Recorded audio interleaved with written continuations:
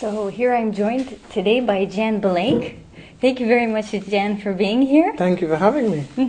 And your session tomorrow Yes. is about storytelling, your specialty. Yes. So I'd like to ask you, first of all, how you became engaged in storytelling. What sparked your interest from the beginning? If I'm going to be totally honest, money. Okay. Someone said to me, if you're a storyteller, you can earn £20 an hour. And that was back in 1986.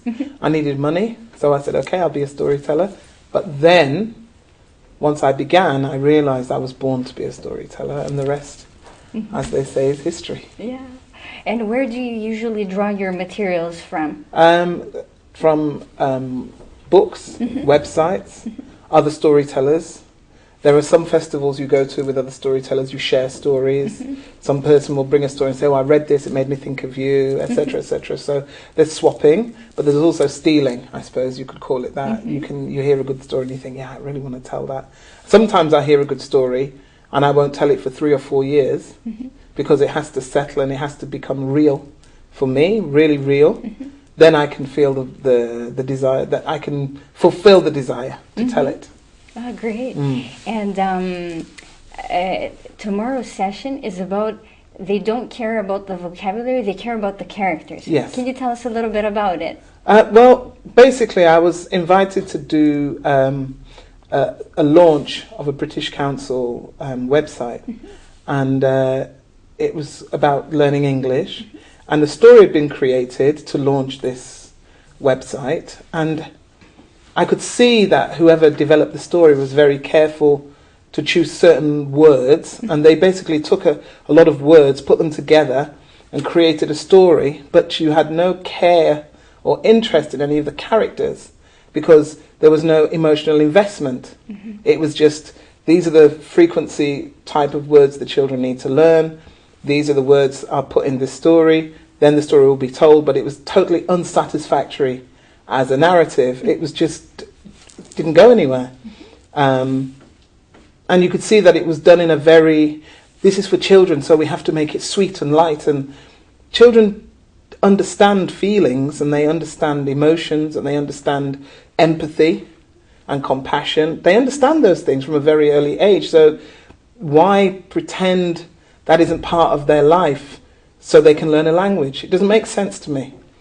So having travelled around the world for many years now, telling stories, not necessarily within an English language teaching context, but to children who are learning English as a second language, I've discovered that whether or not those children have access to high frequency words, whether or not those children have access to really focused learning about language, when they hear me tell stories, they want to engage with the language. They want to discuss with each other. They're eager to figure out, if they can't understand something, what did she just say? They might say that in their own language, and then you'll get someone kind of quickly translating, but at the same time watching me, because they don't want to lose the thread of the story. So for me, that's the beginning of acquiring a language, is your emotional engagement with that language.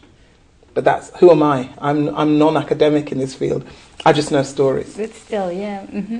I'm sure you've been asked this question before, but which is your favorite story? One of your favorite stories, or one of your favorite kinds of stories to tell? Stories that have you switching your loyalties all of the time.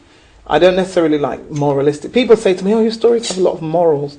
But I think what people do is they project their morals onto the story. I don't have a moral standpoint.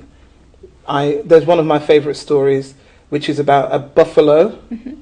Buffalo is killed. The calf witnesses the murder of her mother by a hunter who's only being a hunter, and the calf decides to take revenge. She seeks him out and she marries him. Up until the point where she seeks him out and marries him, all of your loyalty is with her. As soon as she marries him, your loyalty suddenly shift to him, because you know that this man has taken this woman in good faith, but he doesn't know what's coming. So your loyalties towards her shift to him. And then there's his mother, who's able to see what's coming. She can see the danger. The point at which they fall in love, you think, oh, the stupid mother, what does she know? Then as the story progresses and you realise the mother wasn't crazy, your loyalties switch to the mother. And so you have this constant switching of loyalty is because as human beings, we're not one thing. We're constantly shifting and changing according to what's presented to us. So those kind of stories that don't let you settle, that don't let you decide this is what it's about. Stories that afterwards make you think and think and think and think and think.